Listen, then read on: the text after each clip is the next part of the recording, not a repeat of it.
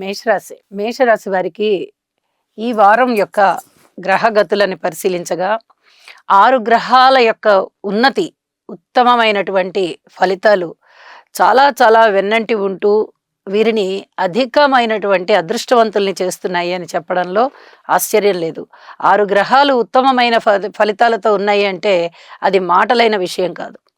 ద్వితీయ స్థానంలో గురువుగారు బాగున్నారు, తృతీయ స్థానంలో కుజుడు బాగున్నారు, షష్ఠ స్థానంలో చంద్రుడు బాగున్నారు, దశమ స్థానంలో రవి గారు బాగున్నారు, ఇక ఏకాదశంలో శని శుక్రులు బాగున్నారు.